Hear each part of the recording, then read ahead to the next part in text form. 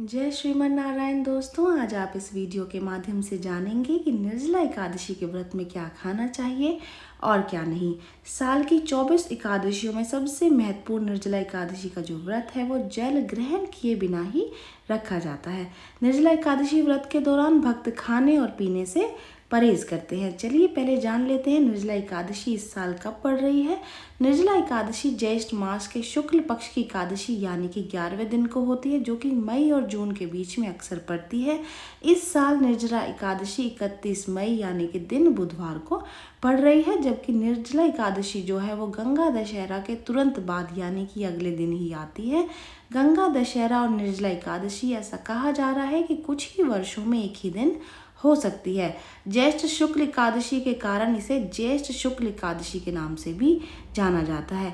इसकी जो व्रत कथा है वो इस प्रकार है। व्रत संस्कार से जुड़ी एक कथा है जिसे पांडव एकादशी या फिर भीम एकादशी के नाम से भी जाना जाता है। भीम अपने विशाल शरीर और प्रचंड भूख के लिए विख्यात थे और उन्होंने अपनी भूख को नियंत्रित करने के लिए बहुत संघर्ष किया। युधिष्ठिर, अर्जुन, नकुल और सहदेव, साथ ही उनकी माता कुंती ने महीने में 2 बार एकादशी का व्रत किया, लेकिन वो नहीं कर सके। वे व्रत के नियमों का पालन न कर पाने पर खुद को दोषी महसूस करने लगे और इस दुविधा को दूर करने का मार्ग ढूंढने लगे। परिणाम स्वरूप ये हुआ कि उन्होंने सहायता के लिए महर्षि वेदव्यास की ओर रुख किया, जिन्होंने उन्हें ज्येष्ठ शुक्ल पक्ष एकादशी पर निर्जला एकादशी का व्रत रखने की सलाह दी। परिणाम स्वरूप उन्होंने भीमसेन को भगवान विष्णु का सम्मान न करने के पाप से मुक्त कर दिया। जब भीम ने निर्जला एकादशी व्रत का पालन किया और अपने अपराध से मुक्त हो गए। हैरान की बात यह है कि निर्जला एकादशी व्रत का पालन करने से वर्ष की शेष 23 एकादशियों के उपवास का फल भी आपको एक ही बार में मिल जाता है। निर्जला एकादशी की व्रत विधि इस प्रकार है कि इस दिन हिंदू रीति रिवाज के अनुसार पानी का सेवन नहीं करना चाहिए और भगवान विष्णु की पूजा की जानी चाहिए। यदि भक्त सभी एकादशियों का उपवास नहीं रख पाते हैं तो ऐसा माना जाता है कि उन्हें निर्जला एकादशी का व्रत अवश्य ही करना चाहिए। इस दिन व्रत करने से आपको सभी एकादशियों के समान पुण्य की प्राप्ति होती है। उपवास की विधि इस प्रकार है। इस दिन एकादशी के सूर्य उदय से द्वादशी यानी कि अगले दिन तक भोर तक कोई भी पीने की चीज या फिर भोजन नहीं करना चाहिए। एकादशी के इस शुभ दिन सुबह जल्दी उठ करके स्नान करने के बाद में सबसे पहले भगवान विष्णु की पूजा करनी चाहिए। इसके बाद भगवान की पूजा करते हुए ओम नमो भगवते वासुदेवाय मंत्र का जाप करें। इस एकादशी के दौरान आप कहानियाँ सुने, भक्ति गीत गाएं। इस दिन व्रत करने के लिए किसी घड़े या फिर कलश को पानी से भर करके सफ़ेद कपड़े से ढक देना चाहिए। भक्तों को उस पर चीनी छिड़कने और पैसे या फिर दक्षिणा के बदले किसी ब्राह्मण को देने के लिए कहा जाता है। निर्जला एकादशी का व्रत इस तरीके से किया जाता है। अन्य एकादशियों के व्रत में केवल भोजन करना वर्जित है। दूसरी ओर निर्जला एकादशी व्रत पूरे 24 घंटे यानी कि शुभ दिन पर सूर्योदय से अगले दिन सूर्योदय तक के लिए भोजन और पीने का जो सेवन है वो प्रतिबंधित रहता है। कुछ ही लोग ऐसा भी करते हैं कि सूर्योदय से सूर्य अस्त तक ही उपवास रखते हैं। इसके अतिरिक्त उपासक शाम की प्रार्थना करते हैं।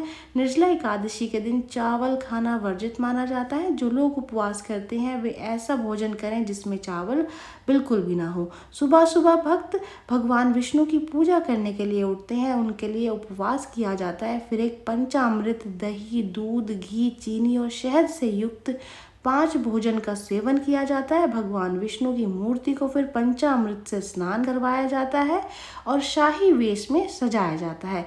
पुरुष भक्त इस दिन अनुष्ठान के हिस्से के रूप में एक शुद्धिकरण पूजा और आचमन करते हैं। ऐसा करते समय वे केवल 1 बूंद पानी ही पी सकते हैं।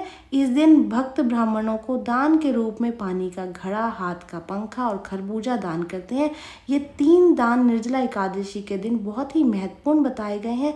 इन 3 दानों को करने से आपको जन्मों जन्मों के पुण्य का फल मिलता है। अगली सुबह स्नान करने के बाद में भक्त भोजन और लिनन का दान करते हैं और उपवास खत्म करने के लिए पानी का सेवन करते हैं। तो चलिए अब जान लेते हैं निर्जला एकादशी के व्रत में क्या खाना चाहिए और क्या नहीं।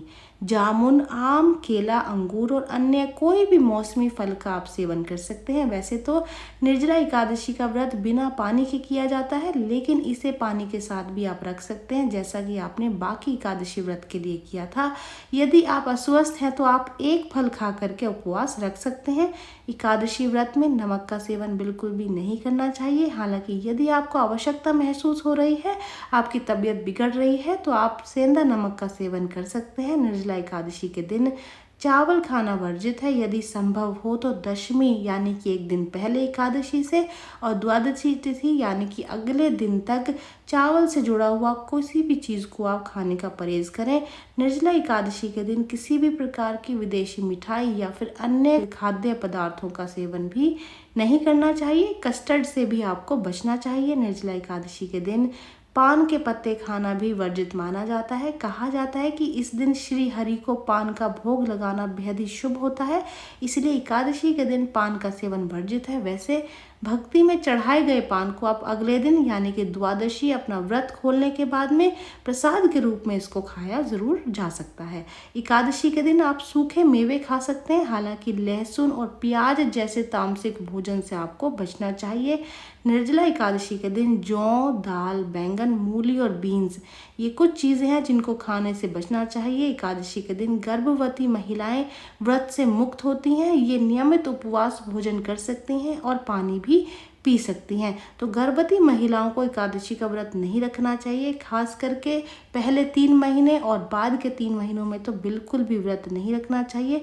वो इस व्रत को खा पी करके रख सकती हैं। ये जानकारी यहीं तक ही। उम्मीद है दी गई जानकारी आपके काम आएगी और आप इसका लाभ उठाएंगे। तो चलिए मिलते हैं नई वीडियो में नई जानकारी के साथ। जय श्रीमन नारायण दोस्तों, जय श्री कृष्ण।